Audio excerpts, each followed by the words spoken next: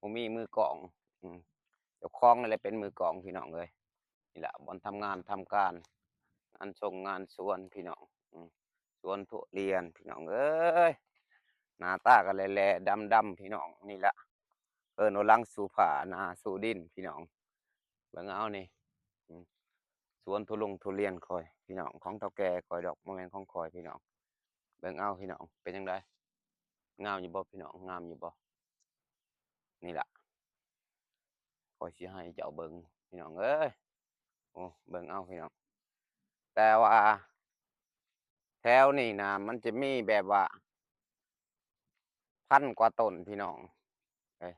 เออพันกว่าต้นได้พี่น้องเอ้ยตัวนี้หาปลูกหาก็ปลูกพี่น้องบ่ทันถึงบ่ทันถึงปีได้พี่น้องนี่ตัวนี้บ่ทันถึงปีข้อยสิบอกให้บ่ทันถึงได้จักเดือนบ่ประมาณ8-9เดือนได้พี่น้องแต่ข้อยแตกยอดให้เพิ่นเรียบร้อยแล้วพี่น้องเอ้ยแตกยอดเรียบร้อยแต่ว่าอันนี้ข้อยก็ไปแต่งอยู่พู้นอยู่สวน ของไผ่พี่น้องแต่ว่าตัวนี้ข้อยแต่งแล้วเรียบร้อยเฉพาะหมู่ที่พันต้นพี่น้องข้อยแต่งเรียบร้อยหมดแล้วพี่น้องเอ้ยข้อยก็สิมาให้พี่น้องเบิ่งว่าการเฮาดูแลเฮาให้น้ำพี่น้องอืมนี่แหละเฮาก็ใส่ปุ๋ยพี่น้องปุ๋ยขี้ไก่ปุ๋ยหยังนี่แหละพี่น้องเฮาสิมาให้เลี้ยงแบบว่าหน้าแล้งพี่น้องอืมเนี่ยนี่ซอกขาวๆนี่เห็นบ่พี่น้องซอกขาวๆนี่ เดี๋ยวใบมันก็สิออกมารสชาติสวยงามข้อยก็สิฉีดยาเด้อพี่น้องเด้อเพราะว่าเดือนหนึ่งข้อยฉีดประมาณ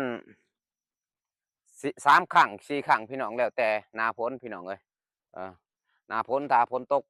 บ่อยตกหลายก็ข้อยก็สิฉีดเพิ่มขึ้นพี่น้องฉีดเทื่อหนึ่งก็ทีละ5ครั้งพี่น้องเอ้ยอาโอ้ฟ้าก็ร้องฟ้าดังห้องตึงตังฝนก็สิตกพี่น้องยามเที่ยงๆนี่เห็นบ่มาถ่ายให้พี่น้องเบิ่งเด้อ อืมพวกถ้าว่าการดูแลทุเรียนนี่ถามว่า